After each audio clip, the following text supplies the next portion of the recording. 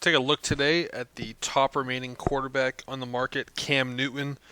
The 30-year-old former Auburn quarterback, former Carolina Panther, has seen his time in Carolina end and to this point has not found a job opening. To me, the job opening, part of the reason is mainly the COVID. The team can't get him in for a physical right now for a guy that missed the whole year last year. He's on the wrong side of 30. You probably want to take a look at him, both the foot, the shoulder. He was coming off of an injury to start last year and then to get injured again and miss all but 2 games last year. You certainly want to take a look at this guy before you sign him to a nice little deal or bring him in. Still surprising, though, he's not signed. Clearly a top talent in the league, and someone will do well to sign him. We'll take a look here at the reasons why they'll be successful and possibly why, on the wrong side of 30, it could be the wrong move at this point. All these stats are per Pro Football Reference. First, look at the passing stats. Cam was dynamic in his time in Carolina. 9 years there, was a top quarterback, played all 14 or more games, in all but 1 year. Last year, obviously, the only year he missed significant time. But, durable guy, stuck in there. Obviously physical player with running the football as well as can take a hit. Led some great teams, 2013, 2015, 2017, all above 10 wins, despite a lack of talent on a lot of those teams. Passing-wise, to me, though, in 2020 and moving forward, some questions from Cam.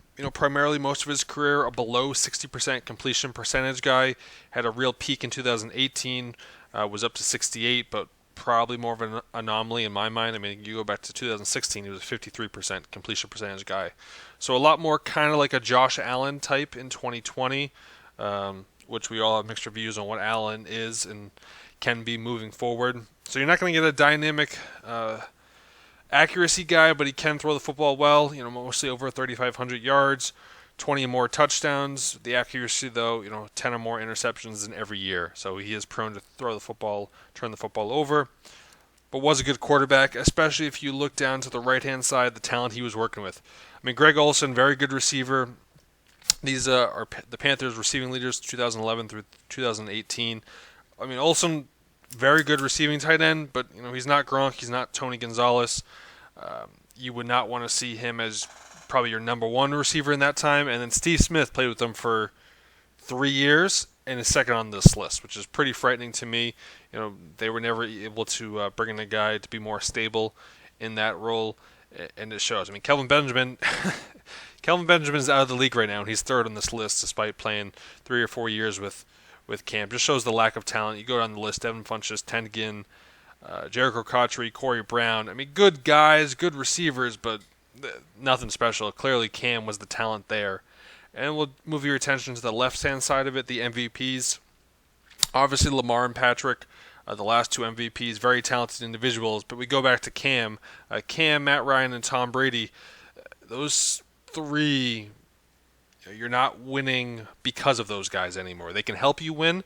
They can do good things, but anyone could have had Brady this year, and he's going to Tampa.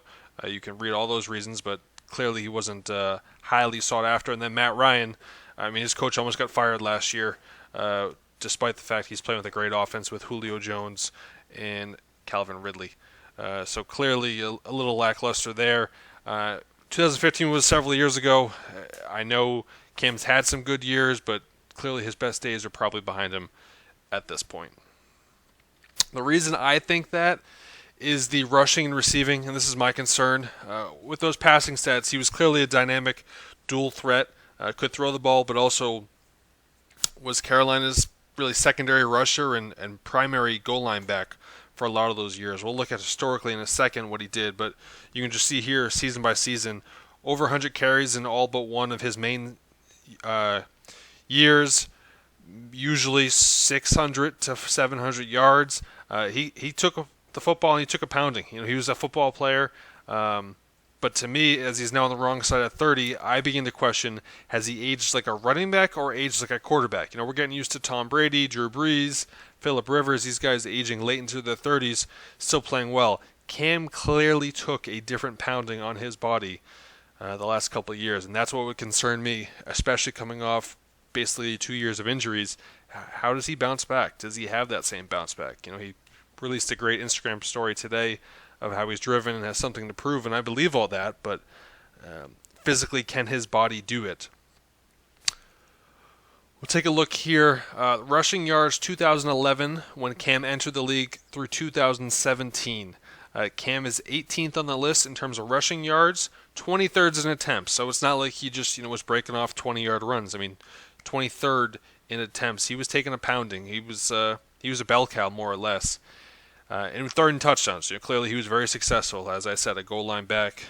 Third in touchdowns is pretty impressive. Behind LaShawn and Marshawn in that same time period. But just look at this list. How many guys are still in the league? Shady and Frank at the top of this list are still in it, but DeMarco gone, Marshawn gone, Matt Forte gone, Alfred Morris gone, Chris Johnson gone, LeGarrette Blount gone, Aaron Foster gone. You go down, it just keeps going with guys that are gone, and there's a reason for that. Their bodies just can't take the toll. And I know, in addition to running the football all these times, these guys also had a role in the blocking game.